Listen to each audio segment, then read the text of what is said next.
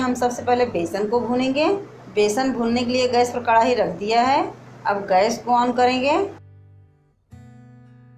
अब कढ़ाई में हम घी को डाल देते हैं। एक साथ हम पूरा घी नहीं डालेंगे, पहले आधा घी डालेंगे।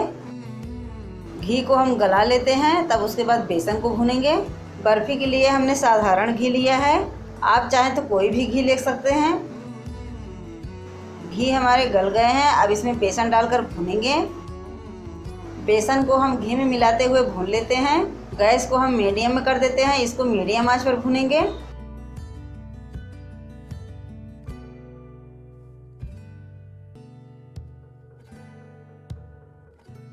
अब बेसन में हम 1 चम्मच घी और डाल देते हैं। हमने पूरे घी का इस्तेमाल नहीं किया है, 1 चम्मच घी हमारे बच गए हैं।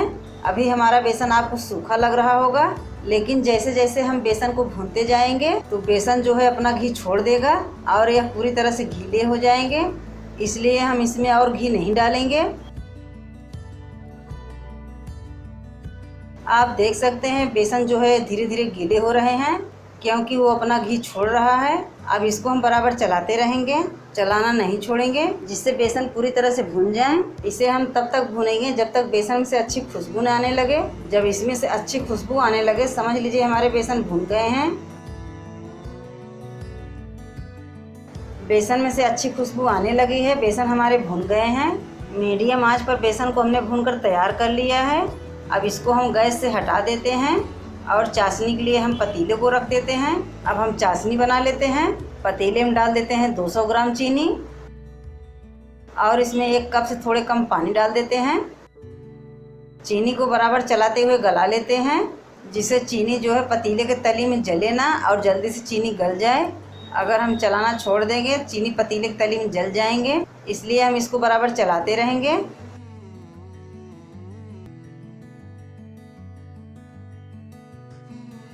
आप देख सकते हैं चीनी हमारी गल गई है। अब इसको धीमी आंच पर इसी तरह से पका लेते हैं। चाशनी को हम 1 तार आने तक पकाएंगे। जब चाशनी में एक पतली तार बनने लगेंगे तब चाशनी को हम उतार कर नीचे रख देंगे। लगभग 3 मिनट के बाद हम चाशनी को चेक कर लेते हैं। इसे प्लेट में निकाल कर थोड़ा ठंडा कर लेते हैं।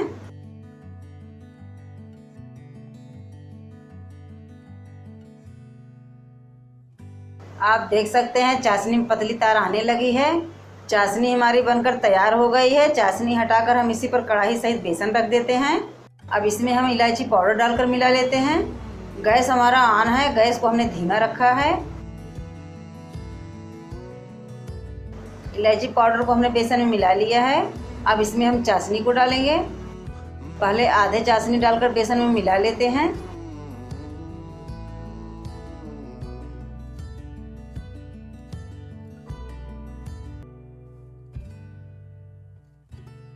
अब इसमें हम बाकी बचे हुए चाशनी डाल देते हैं।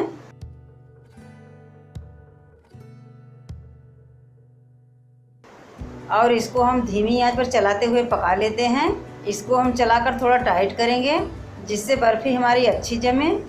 बर्फ़ी के लिए हमने जितनी मात्रा में बेसन को लिया था उतना ही हमने चीनी को लिया था। आप जब भी बेसन की बर्फ़ी बनाएं तो चीनी और बेसन बराबर लें, इससे आपकी बर्फ़ी अच्छी बनेगी।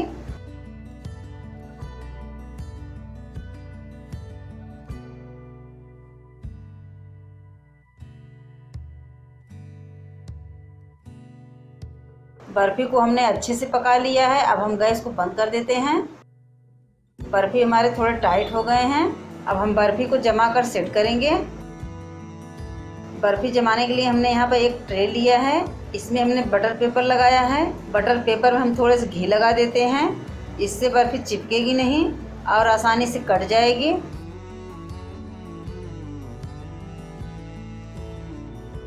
घी को हमने लगा दिया है। अब इसी में बर्फ़ी को डालकर सेट कर देते हैं।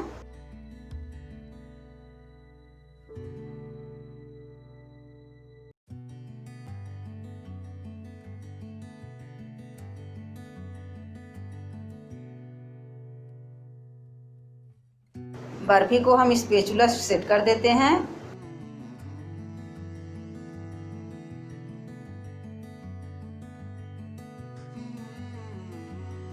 बर्फ़ी को हम इस तरीके से थोड़ा थपथपा देते हैं, जिससे चारों तरफ से सेट हो जाए। बर्फ़ी को हमने सेट कर दिया है। यहाँ पर हमने थोड़े से कटे हुए ड्राई फ्रूट लिया है, इसको हम बर्फ़ी के ऊपर से गार्निश कर देते हैं।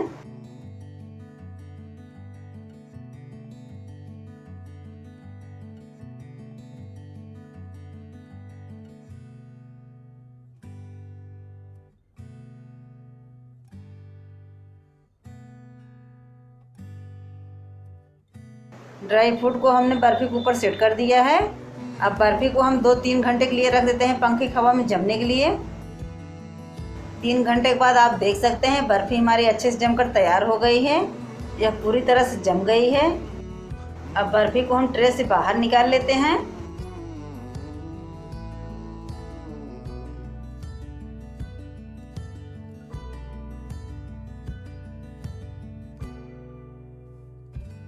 अब बर्फ़ी को काट कर हम आपको दिखाते हैं।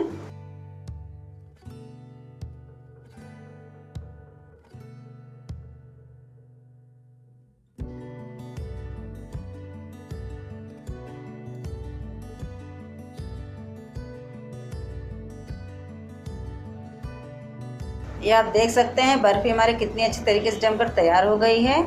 बर्फ़ी का टेक्सचर कितना अच्छा बना है। अब हम पूरे बर्फ़ी को इसी तरीके से काट लेते हैं।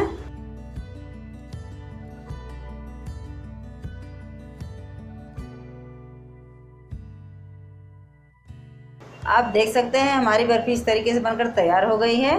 तो आप इसी तरीके से अपने घर पर बर्फ़ी बनाना ना भूलें। इस तरीके से बर्फ़ी आप बनाकर 10 से 15 दिन तक खा सकते हैं, ख़राब नहीं होंगे। अब हम बर्फ़ी को तोड़कर आपको दिखाते हैं। यह आप देख सकते हैं बर्फ़ी हमारे अंदर तक कितने मुलायम और दानेदार बर्फ़ी बनी है। यह बर्फ़ी आप अपने घर पर बहुत आसानी से बना सकते हैं। यह बर्फ़ी बच्चे, बड़े या फिर घर आए मेहमानों को खिला सकते हैं।